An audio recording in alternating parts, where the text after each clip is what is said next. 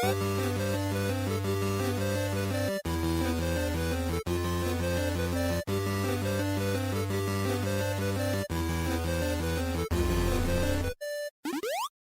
Stevivor's Friendly Fire Show, episode 222 for Thursday. I don't know which number, the 20-something of November, I think. Or maybe we're into December. It doesn't matter at this point. Who cares? I am one of your co-hosts, Steve Wright. Joining me is Ben Salter. This is pre-recorded because I'm going to Indonesia. This is clearly where I always am, not Indonesia. So it's also the holiday season, so get ready for some filler content, but good filler content. It's not filler content, Steve. This is the same gold we always deliver, and there's no point pretending that we don't occasionally record an episode in advance. You are going to Indonesia, and that's super fun. And that's what you should be doing. So we're just getting out some good material about stuff that we wanted to talk about, but didn't quite make it into previous episodes because we're strapped for time. Right. And we had a massive Pokemon marathon last episode.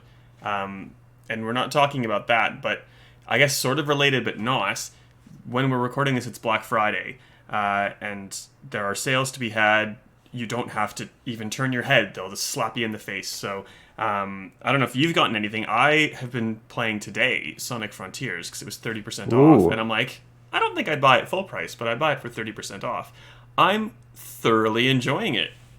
Oh, really? I'm thoroughly enjoying 80% of it. There's some really bad pain points, but otherwise it's actually quite fun. Like, surprisingly fun. I mean, 3D Sonic is one of my guilty pleasures. I actually mostly enjoy it. Like, even though I get that it's kind of bad and it's nowhere near as good as the 2D games, but I still enjoy playing them. So yeah, I'm keen to play it. The only reason I didn't buy it at 30% off is because it's been out for, a month, if that, and it's already down to like $50. So it's definitely going to be like $25 in another 2 months. Guaranteed. Probably true. And you, as a Sonic fan, should get it at $25 or $50. If you have a backlog, there's no point getting it for $50 when you can get it for $25. So, yeah. It's my only purchase is on the desk, which is Gran Turismo 7 for $39, which I think is a good deal. And it's at the point where I like Gran Turismo as not really a big car guy. I did play it so much on PS2 that it's a novelty, nostalgic type of thing that I enjoy dipping back in. Not for $125. That was a bit much for me. But $39 I think is a good deal. And it's also promising that like these really expensive Sony games come down to a reasonable price within like 6 to 9 months. Like they don't, for a little while there, it seemed like they were going to just stay at that really high price point. But it kind of seems like if you wait, you can still get a good deal. Well, and I guess the thing to talk about is you have a disc copy, so I'm assuming you got it from Amazon at that reduced rate. I did, and even though they failed me on Pokemon and they just never shipped it, they shipped this. I ordered this yesterday and it arrived this morning on a Saturday. Like I don't know how they do that wizardry. So when they work well. I would just never pre-order a game that you actually want from Amazon. I agree. And the weird thing is, I guess I wasn't expecting Sonic Frontiers to be on sale digitally for a long time, and that's like I got mine digitally 30% off, which that's kind of why I just pulled the trigger, because I'm like, I don't want to play a disc. I don't mind playing a disc, but half the time if I have a disc of something, my husband will walk in and be like, oh, that looks cool, and I'm like, well, you can't play this particular thing because it's connected to this disc and not connected to any of the Xboxes or PlayStations we have. We've had the digital disc debate so many times on this show. The gist is basically it's nearly always cheaper on disc, and if you're happy to go with it, that's the way you should go. But if you're happy to go digital, the Xbox Series S has been like $399 Australian everywhere, which is a pretty good price for a current gen console, especially since the PS5 has gone up in price. It's half the price of a PS5, and I would kind of suggest it if you just want Game Pass and that's all you want at that price point. I've been pretty like there's no point in the Series S in Australia at $500, but at $400 I can now see value in it. I think it should stay at that price if it can. Yeah, well, and yeah, it depends what you have in the house as well to make it a bit easier. If you have like a spare 8TB hard drive from an old console lying around, it makes it a bit easier to manage the storage issue that we've also talked about so many times.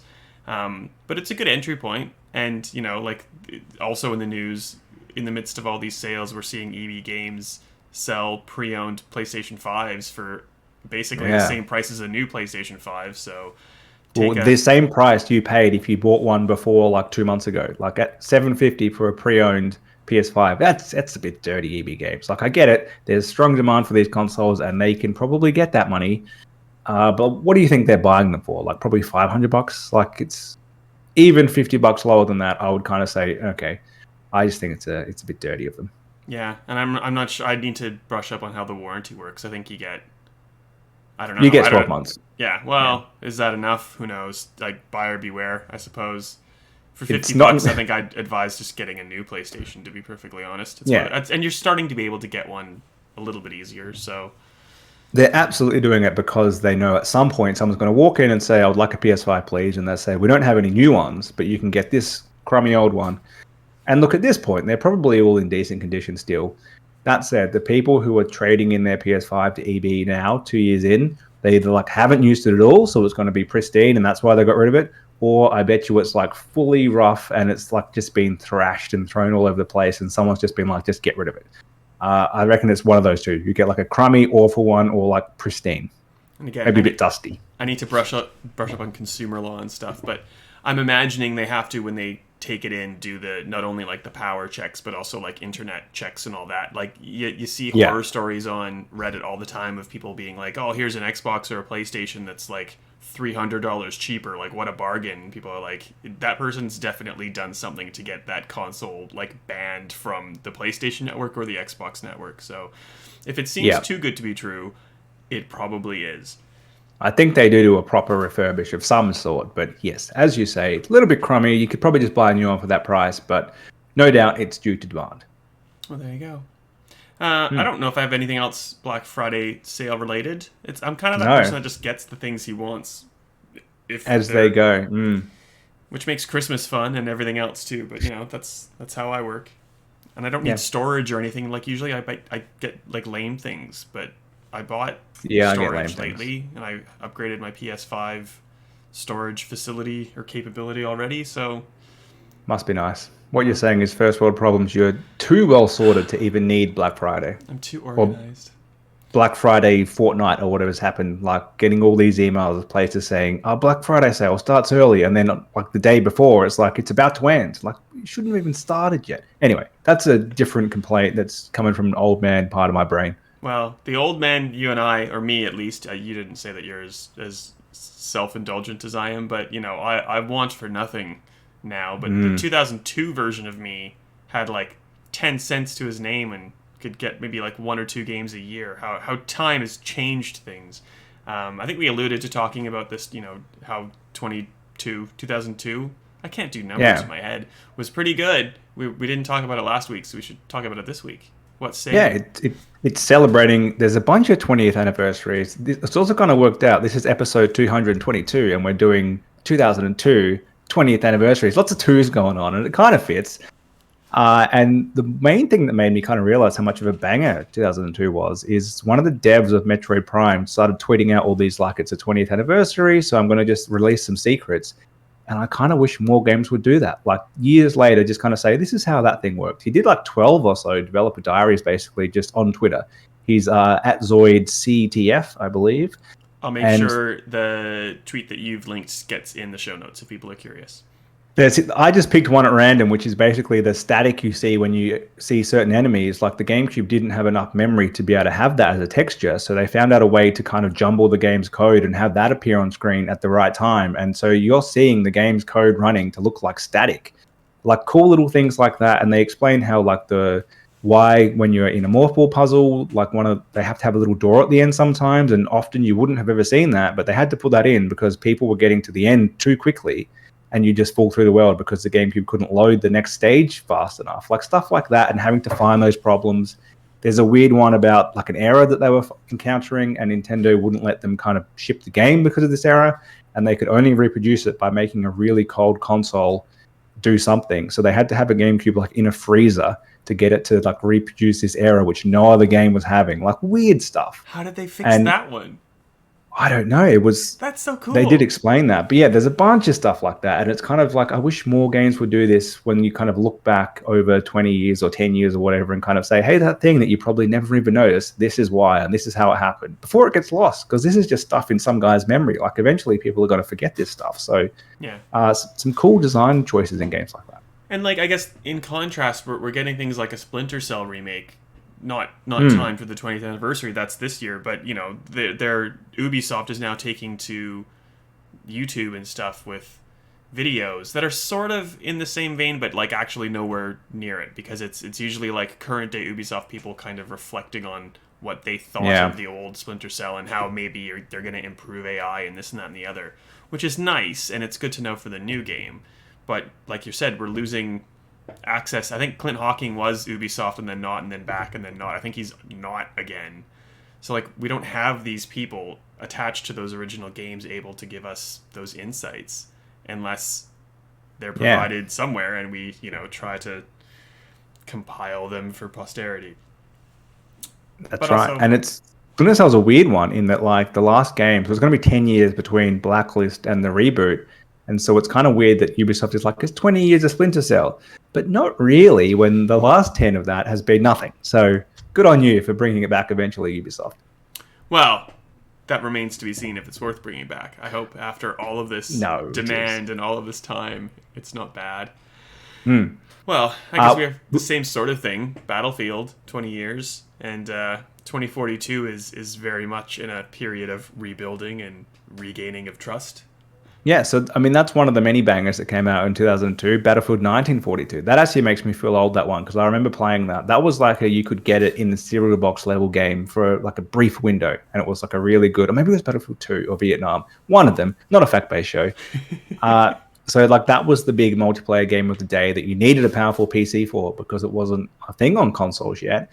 And then it's kind of crazy to think in the same year that you get like a Metro Prime, you get a Mario Sunshine, you get the first Animal Crossing, and that's all on a console which wasn't super successful and also exclusively got Resident Evil 1 remake and Resident Evil 0 in the same year. Like, could you imagine that happening in the same year? Capcom did, yeah, you can get it on everything. But yes, I know what you mean. That was a good year for Gamescom people who also like GameCube. Yeah, there we go. The Capcom 5. So imagine if they had gone with like, here's Resident Evil 4 remake and Resident Evil 9. Like, it just wouldn't happen now. Anyhow. Well, and I don't think 0 was any good. So but it showed off a really cool GameCube thing that they could do with the zapping and like having basically just two characters anywhere and switching back and forth, which, you know, now you take for granted. Yeah, of course that could happen. What do you mean? But like, sorry, no, go ahead. Oh, like like you were saying with all the Metroid Prime stuff, like having to be really inventive to do this. Like they had to be inventive on the GameCube to get a lot of that to happen and to make it look seamless. When behind the scenes, it was very much not seamless. So that's cool. I think it was a big part of that generation was things looked so amazing because it was such a big jump from like the N64, PS1 to the PS2, Xbox, GameCube. Things look so much better and they ran so much better, but we're kind of only now finding out some little secrets and the hacks to actually get that to happen. And like the GameCube was way more powerful than the PS2 was. And I think the Xbox was the step up again. And like those consoles were struggling. So how did some of these games run on the PS2, which was way more popular, but much weaker? So it's just kind of, it's somewhat fascinating if you're interested in the history of games to now look at how that actually happened. And we complain about things now, but they were quite ingenious in getting some of these things to actually work back in the day. Yeah. And I think some of it, I can't remember. I remember trying to read about some of this stuff. It had something to do with the GameCube disc because it was that kind of like proprietary too small little thing. Yeah. But I can't remember. And having to shuffle things to memory. I think Resident Evil 0 had 2 discs. I can't remember anymore. I think all the Resident Evils did because it was like a 1.5 gigabyte disc, the GameCube mini disc. Certainly 4 was 2 discs. I think not a fact-based show. I think they all were. I think so. It was like, at some point you just hit the change disc now, which was a thing back then. And up until last gen, that was still a thing, but kind of weird now to think about that. Talking about not wanting to have a do disc, you have to change discs for the same game. Like, anyway, we're so well serviced now by just being able to change to one of our 1,000 games that are available. You can stream anything. You'd have to get up off the couch to continue the game you're currently playing. Used to be hard, Dave. Well, I don't know. Like, there's a ton of other games, like, just that maybe I'm not a huge fan of or didn't kind of grow up with, but, like, they're so formative for so other many people. Like, the Elder Scrolls 3, I'm more of a Fallout guy, but, you know, like, that was kind of like the renaissance, the return of Morrowind proper. And there would have been no Oblivion without that. There would have been no Skyrim, and if we ever get it, and Todd Howard is still working there in Elder Scrolls 6, like There wouldn't be that, Skyrim on a fridge without Morrowind. that's right. Timesplitters 2 was pretty big. I don't know if you played that. That was like GameCube, PS2. I don't know if it was Xbox. That was like post GoldenEye, kind of the next level. I remember playing that, a lot of split screen of that as like, this is the big jump. And I think it was mainly that it ran at like a decent frame rate instead of like 12 frames a second. So that was a big deal back in the day. You had that. You had like the first Ratchet and Clank is pretty notable coming out in 2002, so 20 years ago. And I think at the time it was kind of like you're trying to find your next Mario. Sony, like they hadn't really, having Crash gone cross-platform by then, they didn't really have that kind of family-friendly mascot. And I would say they somewhat achieved that now. Like I didn't feel that at the time, but it's a pretty big franchise now. Oh yeah, Kingdom Hearts, which I did play a ton of, and that was back when the story, well, it got convoluted near the end. But like, if you try to figure out what the story of Kingdom Hearts is as a franchise now, like that's there's a 2.7 remix Cake Walker 5/7. Yes, I don't understand the 1.8. That's the one that confused me. Like 1.5, I can kind of get, but anyway, I digress. The first Kingdom Hearts is really, really good. The second Kingdom Hearts is actually quite good as well. Kind of it goes off the rails. Like I still like the gameplay and stuff, and it's fun to see all the Disney characters within. But it gets a little too like Square Enix. Very Japanese. For me. Yes. Yeah. And of course, in 2002, we had Hitman 2 the first time. So we had Hitman 2 in 2018, but we had a different Hitman 2 in 2002, which is the first one I played. And the first time I was like, this is like a really cool game that you have different options. I hadn't really had that a lot in that, at least that kind of 3D sandbox-ish for the time style game where you could take this person out this way, or you could do this, or you could do that. And obviously they went totally different, and they opened it up and they took it full on next level 15 years later. But at the time, it was pretty amazing. And it still kind of annoys me there are 2 Hitman 2s. Like, I know everyone's doing that these days, but like, come on. Can we wrap the show up? I got to go play Call of Duty Modern Warfare 2. Yeah. Not the first one, not the remastered one, just the new number 2. That'd be how many poor kids do you think are going to get like a PS3 copy of Modern Warfare 2 2009 for Christmas because their mums just eBayed it and been like PlayStation Modern Warfare 2 and being like, oh, I'm not going to pay $100 in JB Hi-Fi. It's $18 here on eBay. Like, are any of them at least back compat on Xbox? I'm not sure, because at least the kid, if they have a disc, could pop it in and still play a game. But who knows? Yeah, it is. They're all back compat on Xbox. So not that the kid's going to be happy about that. Like that's not even the silver lining there. It's just like, oh, it could happen. Yeah. I set up my nephew on. I can't remember if I've told the story before or not. Like my nephew's 13, 14, and. Like, I was trying to do the right thing. I gave him an old Xbox back in the day, and we set up his gamer tag. But I had his dad sitting beside me, and we set up his dad with a gamer tag, and I did all the child filters and stuff. And then his dad's kind of like, I don't want to have to deal with this anymore. But I'm like, okay, I can't turn it off. So I've, like, shifted all the family stuff around. So, like, I'm essentially in control of my nephew's... That's fine. Well, yeah, which is fine. And, like, my sister doesn't know what she's doing. She's like, please do this for me.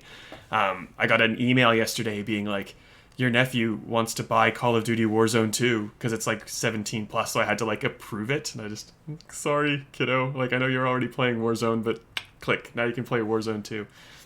Family stuff is cool and weird, but yeah, I don't know why I brought up that story. It's strange that you can't turn it off at some point, just being like, you know what, we made a mistake. I kind of get maybe legally they've kind of said, like you've said, this is for someone who's below whatever the age limit is. But yeah, it's weird that they don't give you an opt-out at some point. There's some weird convoluted ways to do it, but it's like a 10-step process, and I tried, and like the extra layer of like the Canada-Australia thing makes it a little bit more complex. But like one of the weirdest things that I've encountered with my nephew is that, like, he can play all of the NBA 2K stuff, but when it gets to my player, I think that's the right one, like because it involves the city and all that like virtual currency, like gambling stuff. They've put a lock on that portion of the game, so he can play like 90% of the game, but not the version that his friends can play because their parents didn't put any child Didn't know loss that. on their accounts. Like, oops.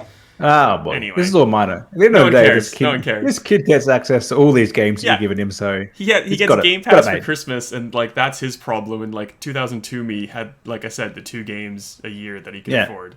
Damn kids, they don't know how good they have it. That's right. We just had one of those games we just talked about for the whole year, basically. So totally different. I would play Resident Evil remake or 4 or any of them just over and over and over. And like for that 30 seconds of different ending, which was generally just like a picture of one of the characters with like a little bit of flavor text, but I would play the whole game through 8, 9, 10 hours just to get that like 30-second screen, because then I was cool.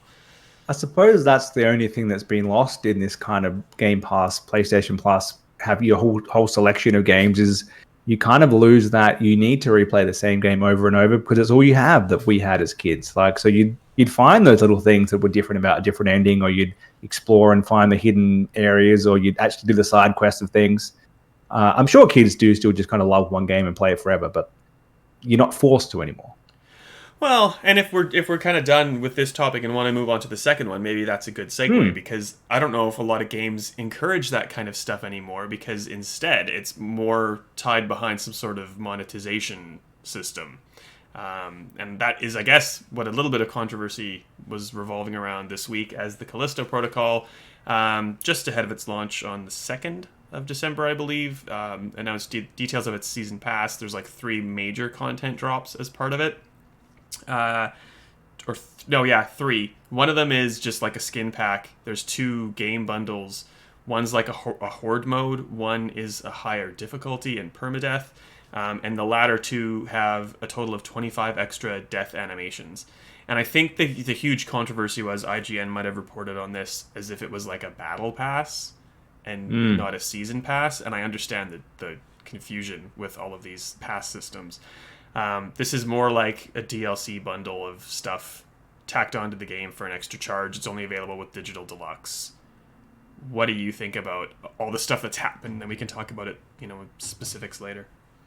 Yeah, so Glenn Schofield, who's the director, I think, or founder or something like that, he pretty much straight away said we need to hit back on what IGN said, and it's, we're not trying to charge you more, we're not holding anything back, this is all going to be new content. And I don't think anyone's up in arms about the content packs that are coming, the 2 expansions or DLC or whatever they are. It was all around those kind of new animations that are being added, which I can see how it got reported this way, because it's kind of what they said. It was kind of like pre-order now and you get access to these extra animations later on.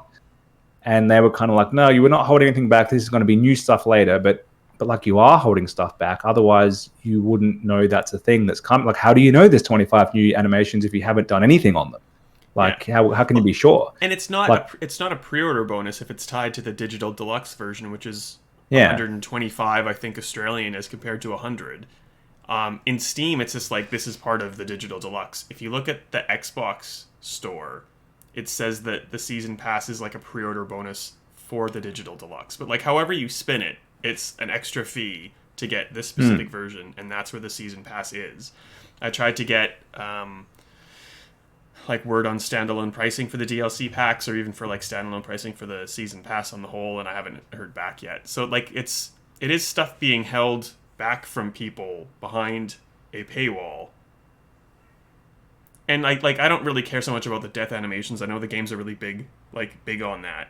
Having a higher difficulty and permadeath tied to a fee doesn't seem great, in my opinion. Yeah, I think probably would have been best if they didn't respond. They just kind of let it be, like, this is what it is. I think their response being like, no, you've been wrong about this. We're not holding anything back. We're being squeaky clean, and we're doing a great thing for our customers. I don't know. I think you kind of are holding stuff back, and you're gating some of it behind this. And maybe that's fine. Maybe it's like, if that's what you're doing, don't try to pretend you're not. And I feel like probably mid last generation, everything had a season pass. And it was kind of before the game was even out, they were trying to sell you the next thing. And it was very much why don't you give me the game first? And let's see if it's any good. And then I'll think about getting the next thing. They were very big on, buy the season pass before you even bought the game. And that kind of tailed off a little bit. And so it's kind of happened less. And I think this has kind of brought it back in the sense that it's trying to do that old school way of selling you stuff before you even got the game. And we've lost the days of a game coming out, being great, and then them deciding, let's continue that and add DLC. Like that, I can't remember the last game that did that. It seems to be all planned long before anything's been released. And I can see that, but it makes DLC a bit less exciting to me.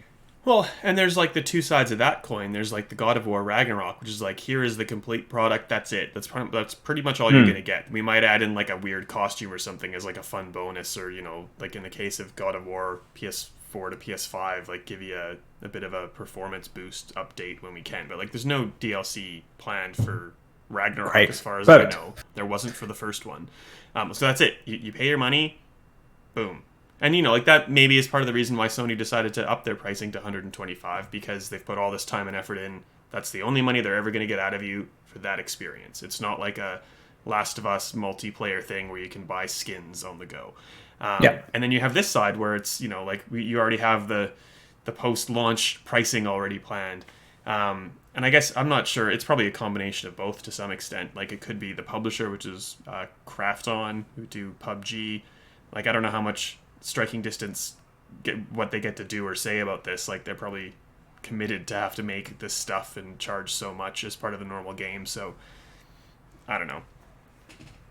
Yeah, is what it is. I think it would have been best if less was said. I think the IGN were probably a little bit wrong in how they reported it, but I don't think that much so. I think it was kind of unclear in how the marketing reported it. So they were a little bit vague on purpose, which kind of made the headline a bit vague. And then the developer has stepped in and they've been a bit, probably too much on the front foot when it wasn't that wrong. And it's got a little bit messy in how it's been reported from all fronts now. Yeah. Well, and like, I really like Glenn Schofield. He's the guy who dreamed up Dead Space, and that's what this is, really. So I'm super excited for this game. But he made news in September being extremely proud of his team, like crunching for months on end to get this done. It's like, no, that's not how we do this anymore, guy. Yeah. And he kind of walked his comments back, but like it was more of that, like, I'm sorry that you're sorry, or I'm sorry that you're angry for this, rather than acknowledging what was happening. Yeah, he does seem like the type of guy who maybe shouldn't be tweeting things. Could be good advice. He's kind of gotten away with it twice. I think the third one might be the one that ends it. So maybe just leave it now. Speaking of guys who shouldn't tweet any, me. You can find me on the internet at srightau, on Hive and Mastodon and social and not social, Twitter, which is social. For if it's still up, I don't know. All the things. Yeah, it's still there. Who cares? I don't even want to be tweeting or doing anything anyway. How do we find you? What's going on? Well, I'm Ben_Salter on Twitter. That's basically the only place I still am at the moment. And it doesn't really matter because you're on holidays. I'm not on holidays, but I've got nothing to say. Exactly. Well, because I'm gone for 2 weeks, we're still going to be in your ear holes next week. We've got some special things planned. I think we might come back the last week, or the week after that, and maybe have one big finale. We'll do Game of the Year. Maybe we'll talk some Callisto Protocol, because we both have had a chance to play it. Yeah, we'll definitely be back for the next few weeks. Sometimes not live. It's never live. What am I talking about? We'll see you later. We'll see you then. Bye.